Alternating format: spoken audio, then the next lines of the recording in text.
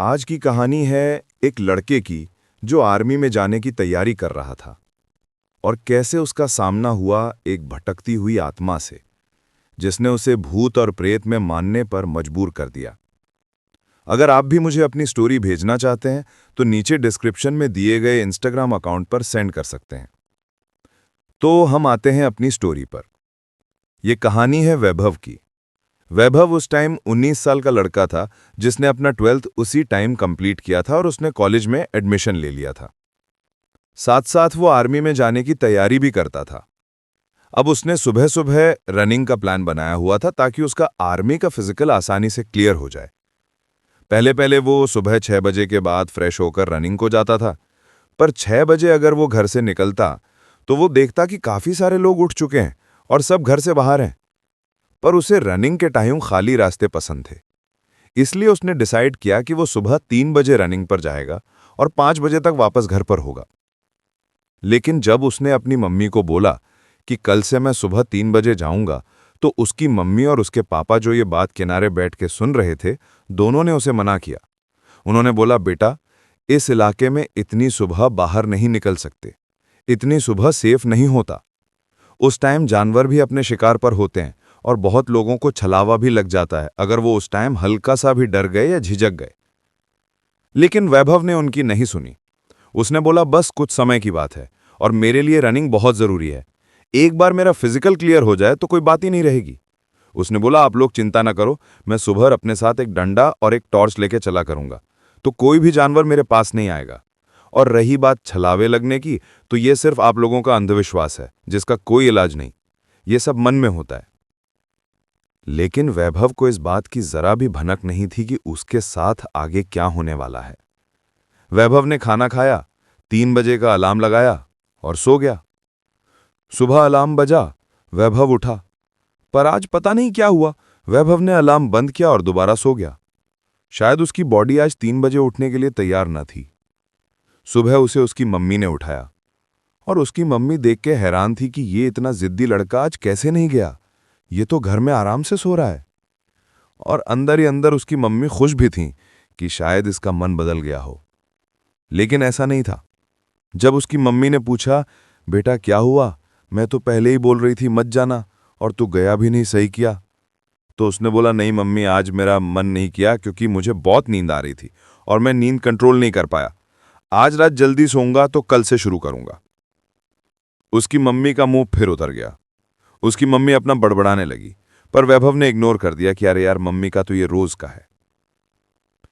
फिर वो आज की रात जल्दी सो गया और करेक्ट 3 बजे उठा, फ्रेश हुआ और एक डंडा और एक टॉर्च लेके घर से निकल पड़ा। उसका प्लान ये था कि जहां तक रोड अभी कच्ची है वहां तक थोड़ा वॉक करते जाऊंगा और जहां से दुकानें शुरू होती हैं वहां पर डंडा और टॉर्च एक जगह पर रख के वहां से रनिंग शुरू कर दूंगा। इतनी सुबह कौन ही मेरा सामान चोरी करेगा।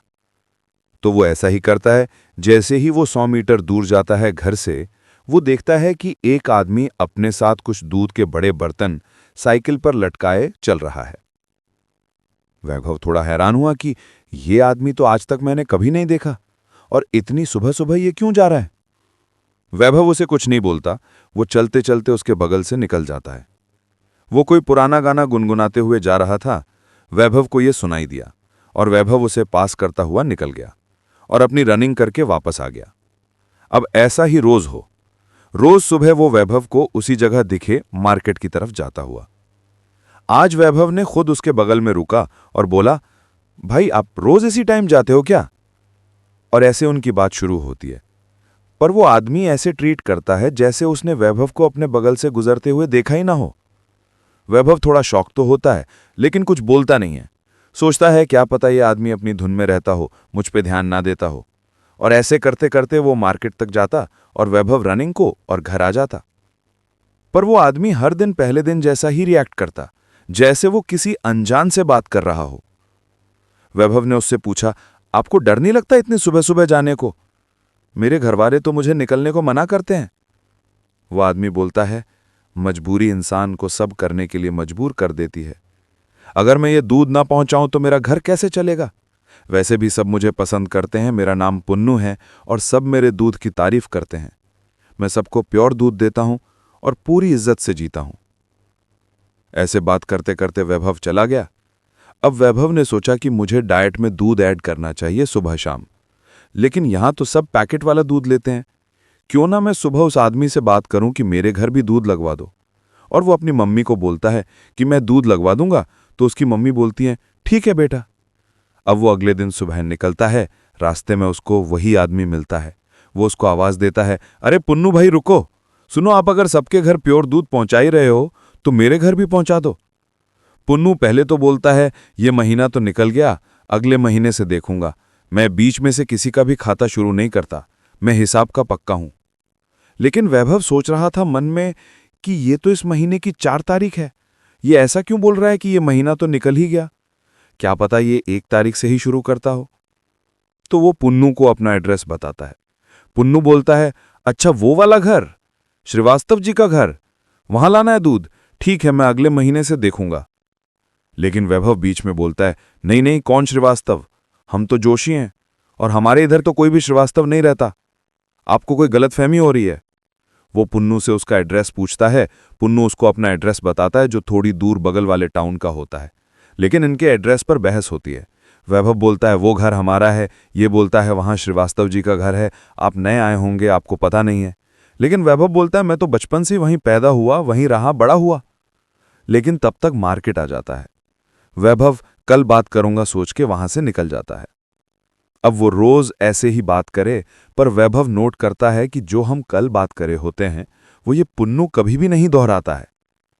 ऐसा क्या सीन है। देखते देखते 10 दिन और हो जाते हैं और वैभव की मम्मी बोलती हैं, कहाँ रह गया तेरा दूध वाला, अभी तक बात नहीं हुई। वैभव बोलता है आज बात करके देखूंगा फिर से। उसकी मम्मी बोलती हैं ठीक है कोई बात नहीं। लेकिन आज जब वैभव दोबारा उससे बात करता है दूध की, वो दोबारा से बोलता है महीना निकल ही गया, अगले महीने से शुरू करूंगा, और उसको पुरानी कोई बात याद नहीं रहती। वैभव घर आता है। अगले दिन उसकी मम्मी बोलती हैं तू आज बात फाइनल कर दे, वरना हम किसी और से बात कर लेंगे। तो आज वैभव दिन में मार्केट में जाता है, सबको पूछता है आप में से दूध कौन लेता है पुन्नू से, किसी पे उसका फोन नंबर है क्या, मुझे उससे बात करनी थी। तो वैभव ढूंढते ढूंढते परेशान, सब मना करे जा रहे थे। वैभव मन ही मन में सोचता है कि जब यहां कोई उससे दूध लेता ही नहीं है, वो इतना दूध सुबह सुबह कहां ले जाता है और मुझे मना क्यों करा था। तो वैभव को उसका एड्रेस याद आता है। वैभव बाइक उठाता है और उसके बताए एड्रेस पर जाता है, तो वहां एक मस्त 3 मंजिला मकान, गाय भैंसों का कोई नामो निशान नहीं। वो पूछता है आप किसी पुन्नू को जानते हो। तो बाहर जो लोग घूम रहे थे सब मना कर देते हैं। वैभव का सिर घूम जाता है कि इतने दिन से मैं उससे बात कर रहा हूं और उसने मुझे एक भी चीज सच न बताई। वैभव घर आके परेशान बैठा था। वैभव ने पूरी बात अपने घर वालों को बताई तो सब हैरान। उन्होंने पूछा तुझे दूध वाला कब मिला था। इसने बोला 3 बजे। अब सबको शक होने लगा। शाम को जब उसके पापा घर आए, उन्हें भी बताया गया ये सब। उन्होंने बोला रुको, उसे कैसे पता कि ये घर तुम्हारे दादा ने किसी श्रीवास्तव से खरीदा था। और क्या नाम बताया तुमने। पुन्नू। उसके पापा ने पता करवाया सब जगह, तो उन्हें जो पता चला सुन के उनके होश उड़ गए। आज से करीब 80 साल पहले वहां एक दूध वाला हुआ करता था पुन्नू। बहुत ही अच्छा इंसान था। एक बीवी, एक मां, 24-25 साल का। रोज सुबह दूध देने जाता था। लोग सुबह सुबह मार्केट में चाय पीने आते थे तो वो सुबह सुबह दुकानों में दूध पहुंचा देता था। लेकिन एक दिन ये हुआ कि वो जब दूध देने जा रहा था तो पीछे से जंगली सुअर आया और उसने उसे बीच में से अलग फाड़ दिया। सुबह जब लोग मार्केट में आए तो भीड़ इकट्ठा हो रखी थी। नीचे जमीन में दूध और खून पूरा मिल चुका था और पुन्नू का आधा खाया हुआ शरीर छूटा हुआ था। ये देख के सब हिल गए। अब वैभव का पूरा परिवार सदमे में, और वैभव को एक एक चीज कनेक्ट हो रही थी। क्यों उस पर इतनी पुरानी साइकिल थी, क्यों उस पर इतने पुराने दूध के डिब्बे थे, क्यों वो पुरानी बातें करता था, उसके कपड़े हमेशा एक जैसे और उसका वो पुराने गाने गुनगुनाना। वैभव को सब याद आ रहा था। और वैभव ने पता किया वो कब मरा था, तो महीने के आखिरी दिनों में मरा था।